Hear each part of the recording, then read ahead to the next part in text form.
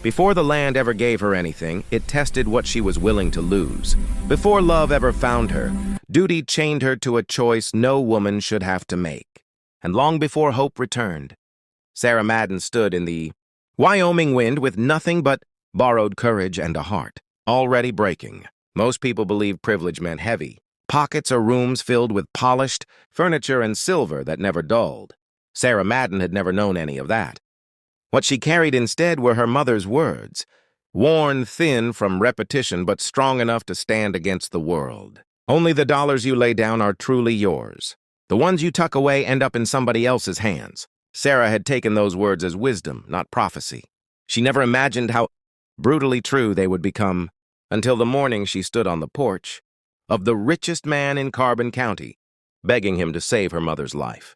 The Wyoming sky stretched wide and colorless that October morning in 1883, cold and unforgiving. Wind rolled down from the high plains and worried at the hem of Sarah's faded calico dress, snapping it against her legs like a warning.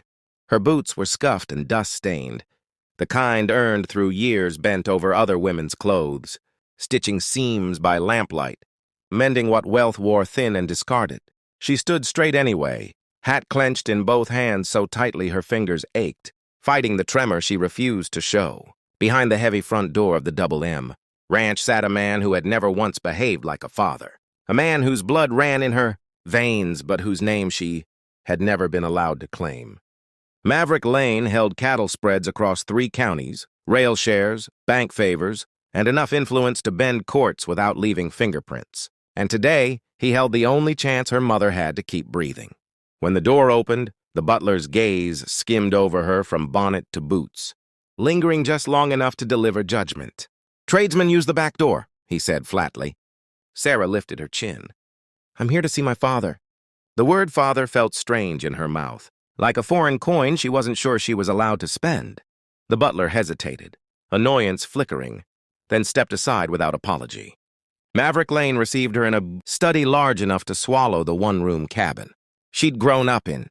Shelves of leather-bound books lined the walls, volumes chosen more for appearance than use. Elk horns crowned a dark carved desk polished to a mirror shine. Wealth clung to the room the way cold clings to stone. He didn't offer her a seat. He barely offered her a glance. "So," he said at last, leaning back as if the day had nothing better to demand of him, "the prodigal daughter returns. What do you want?" Sarah swallowed once. Her voice stayed level. "My mother's dying. She needs a specialist back east. I'm asking for help." Maverick tapped his fingers against the desk. Slow and deliberate, studying her the way a rancher appraises cattle, checking strength, weakness, worth. $800, he said calmly. "Train fare, surgeon, lodging, more money than you'll ever earn with a needle." "I know," Sarah said. She had known it from the moment Doc Sawyer named the figure, known it when she counted the coins in her sewing tin and realized they wouldn't buy even the hope of help. Maverick lifted a crystal glass, the whiskey inside catching the light like molten gold. He took his time with the sip. "I might help," he said finally, "under certain circumstances." Her spine stiffened. "What circumstances?"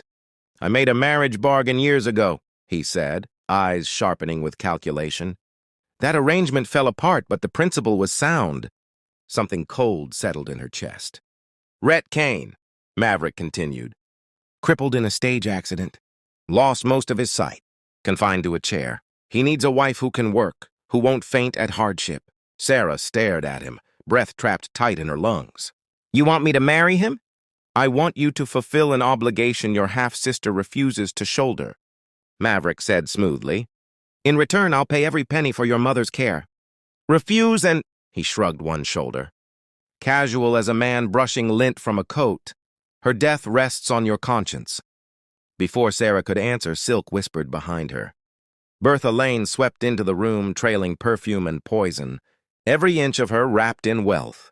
Her smile was sharp and practiced. "How touching," Bertha murmured. "A dying mother.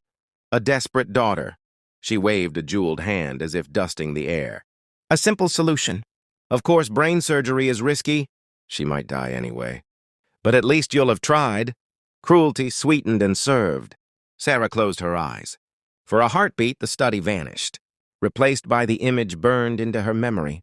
Her mother on the cabin floor, fingers clawing at her temple as another seizure tore through her small body, breath coming in broken gasps. Time was bleeding away, second by second. "I'll do it," Sarah whispered. 3 days later, she married a man she had never spoken to. The courthouse in Rawlins smelled of ink, soap, and cold stove ash. 6 people stood inside: a judge, a clerk, a cleaning woman waiting impatiently, Maverick Lane, Sarah, and the man who was now her husband. Rhett Kane was not what she had expected. His shoulders were broad despite the chair. His dark hair curled where it needed cutting. His eyes, brown and clouded, still managed to find her face and hold it steady.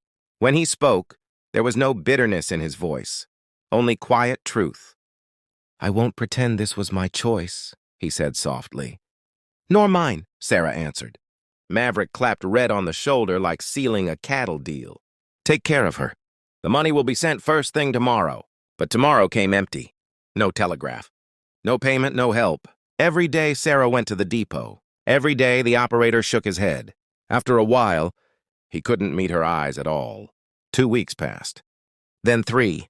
Her mother's seizures grew longer, crueler, stealing words and memory alike. Doc Sawyer suggested a cheaper doctor in Denver, but even that hope came with a cost Sarah couldn't touch. And Sarah had nothing left to sell. One cold November morning, she held her mother's hand as the final seizure took her. Mabel Sheridan died before sunrise, whispering the same words she had spoken all her life. "Only the dollars you lay down are truly yours." Sarah buried her mother beneath a cottonwood while snow gathered on the raw earth. A few townsfolk came. Most did not. When it was done, she stood alone, heart hollowed and heavy all at once. Then Bertha Lane's carriage rolled up, silk curtains drawn back. "A tragedy," Bertha said softly. "Of course, we returned as soon as we heard. Sadly, there was no treatment to pay for, so the money remains with us." "You planned this?" Sarah whispered. "My dear girl," Bertha replied, smiling like she was sharing a secret. "We honored our agreement. Your mother simply ran out of time." Sarah walked away without another word. Not because she accepted it, but because breaking in front of Bertha, Lane would have been a gift she refused to give. She walked back to the small house by Willow Creek where her husband waited. A stranger. A man broken by fate. A man who needed her now more than anyone ever had. And everything that followed would grow from that single, irreversible choice. The house by Willow Creek was smaller than Sarah had imagined, but it carried a warmth no amount of money could have purchased. The walls were plain, the furniture worn yet carefully kept, and the air smelled faintly of pine and clean wood smoke. Everything inside had been arranged with intention. Rhett's chair fit easily through every doorway. Shelves were built lower than usual. Cups, tools, folded shirts, all placed where his hands could find them without sight. He moved through the space by memory, by sound, by the quiet language of touch. There was no chaos here, no indulgence, only order shaped by necessity. When Sarah stepped inside after her mother's burial, the cold still clung to her bones. Rhett paused in the kitchen, his hands resting on the arms of his chair. His eyes searched her face the way a man studies the sky before weather breaks. "She's gone," Sarah said. Rhett didn't reach for empty comfort or well-worn words. He rolled forward slowly and laid a hand on her arm, grounding, steady. "You don't have to say anything else," he said. "Come sit."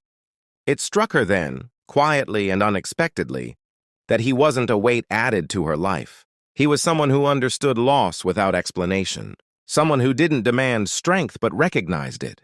Days passed, then weeks. Winter crept in early, frost whitening the creek banks each morning. Sarah cooked, washed, and mended. Rhett split wood using a system he had built himself, bracing the logs just right, swinging the axe with practiced precision. He hauled water with ropes tied carefully to the well. He navigated his world by counting the turns of his wheels, by listening to the house breathe around him. He worked harder than most able-bodied men she had known, and never once did he complain. Still, they lived like respectful strangers, polite, careful, bound by law and circumstance more than affection. They spoke when needed, shared meals, slept in separate rooms. The silence between them was not cruel, but it was heavy. That silence shifted one. Sunday evening, while rain tapped softly against the windows, Sarah sat near the fire, mending one of Rhett's shirts, the needle flashing in the lamplight. Rhett sat nearby, whittling a handle for a broken spoon, curls of wood falling at his feet. He hummed under his breath, a low, steady tune. "I used to think the quiet would kill me," he said after a long while. After the accident, lying in that hospital bed, unable to see faces, hearing doctors whisper about whether I'd live, I learned people by their footsteps, learned the world by sound and feel. He paused, letting the fire crackle fill the space. "You walk with purpose," he said gently. Not hurried, just certain. "Like you always know where you're going." Something loosened in Sarah's chest. She hadn't realized how long it had been since anyone truly noticed her. Their conversations deepened after. That, slowly, carefully. She spoke of her mother, of sewing by lamplight, of growing up knowing she belonged to no one with power. Rhett spoke of the railroad, of the future he had believed was waiting for him before steel and speed betrayed him. They shared the quiet wounds that shaped them. One morning, Sarah shifted the kitchen table 6 inches closer to the window, thinking only of the light. To her, it was nothing. To Rhett, it was disaster. He spilled his coffee once. Then again. Frustration tightened his jaw. "I told you I need things where I can find them," he said, sharper than he meant. "It's only 6 inches," she shot back. "You can adjust. 6 inches might as well be 6 miles when you can't see," he snapped. The argument flared fast, surprising them both. By evening, they ate in stiff silence, each nursing words they wished they had swallowed. But the next morning, Sarah found Rhett in the kitchen trying to make breakfast alone. The shifted table had thrown off every step he'd memorized. He was tired, flustered, struggling. "I'm sorry," she said quietly. He froze, then exhaled. "I'm sorry, too. You shouldn't feel like a guest in your own home." Together, they rebuilt their system. Some things stayed exactly where Rhett needed them. Others Sarah arranged freely. For the first time, the house felt like it belonged to both of them. Winter deepened. Snow pressed against the windows. Evenings stretched long and quiet, filled with shared meals, conversation, and laughter that came easier than either expected. Sarah began to see Rhett not as a man she had been, forced to marry, but as a man of patience, quiet humor, and strength shaped by loss rather than broken by it. Spring brought mud, melting snow, and something she hadn't expected. One morning in town, Sarah stepped into the Mercantile and froze. Denver Booth, the man who had once courted her, who had promised futures he never meant to fight for, stood with a painted saloon girl, his hands on her waist, his mouth pressed to hers. When he saw Sarah, guilt twisted his face. He opened his mouth. She turned away before he could speak. By the time she reached home, tears blurred everything. Rhett rolled toward her at once. "Sarah, what happened?" The dam broke. Sobs racked her body as grief she had swallowed for months spilled free. Rhett didn't ask questions. He didn't try to fix it. He simply held her hand until the shaking eased. "Denver Booth," she whispered. "He moved on the moment I married. I wasn't worth fighting for." Rhett's jaw tightened, not in jealousy, but in understanding. "Let me say it plain," he said. "If a man doesn't stay when staying is hard, he's not a man worth loving." She swallowed. "Why?" she whispered. "Can't I love who stays?" His answer came soft as snowfall. "Maybe you can." Something unspoken settled between them after that. Their hands brushed more often. Their eyes lingered. Evenings by the fire felt warmer, closer. Then came the storm. Thunder shook the house that night, lightning splitting the sky. Sarah lay awake, heart restless, thinking of the man in the next room. Before doubt could stop her, she rose and knocked once on his door. "Come in," Rhett said. He sat up in bed, lamplight casting gentle shadows across his face. His clouded eyes searched her expression. "I couldn't sleep," she whispered. "I'm tired of being alone." He shifted, making space beside him.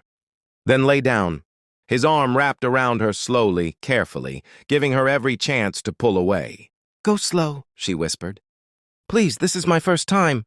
Rhett held her as though she were something precious, chosen. And for the first time since her mother's death, Sarah felt safe. Morning came soft and golden. Sarah woke to the steady rhythm of Rhett's breathing, his arms still around her like she belonged there. She watched him quietly, thinking of the storm, of the tenderness that had surprised her most of all. She had come to his room afraid of being alone. She stayed because she felt seen. Their days changed after that, not with grand confessions, but with small certainties. Sarah moved her belongings into his room without ceremony. Rhett greeted each morning by brushing her cheek with his hand. They worked together, laughed more, argued less.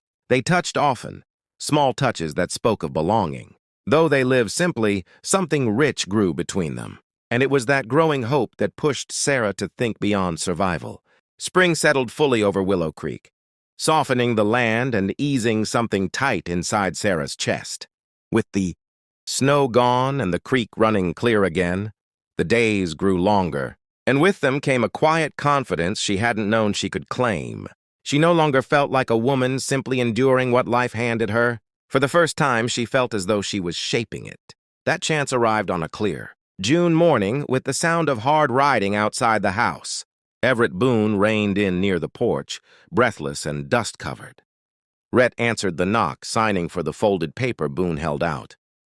"It's from Wyatt Carter at the depot," Rhett said after reading slowly, his sight improving enough now to make out the words with effort. His night operator quit. "He wants to know if you'd train as a telegraph worker." Sarah stared at him, certain she had misheard. "Me? You," Rhett said, and there was pride in his voice that made her throat tighten. "He believes you can do it." The idea frightened her. The depot was loud, busy, filled with men who spoke fast and expected answers faster. But it was steady work, honest work, and the pay was more than she had ever earned sewing. Seams for other women's comfort. "I don't want to leave you alone," she said quietly. "I managed before you," Rhett replied gently. "I can manage again, and we'll be stronger for what this brings." So she took the job. The depot became her second home. The air buzzed with sound, tapping keys, ringing bells, the low murmur of voices carrying news from places she would never see. Carter taught her patiently, and Sarah learned quickly. Her fingers found the rhythm of the key like it had been waiting for her all along. Each message sent felt like a small victory, a proof that she was capable of more than survival. With her wages carefully saved, an idea began to take shape. One evening, as they ate supper by lantern light, she finally spoke it aloud. "There's a surgeon in Denver," she said. "Dr. Calvin. He believes he can help your eyes." Rhett froze, fork hovering midair. Hope flickered across his face, quickly followed by caution. "Sarah, surgery costs money we don't have." "I'll earn it," she said without hesitation.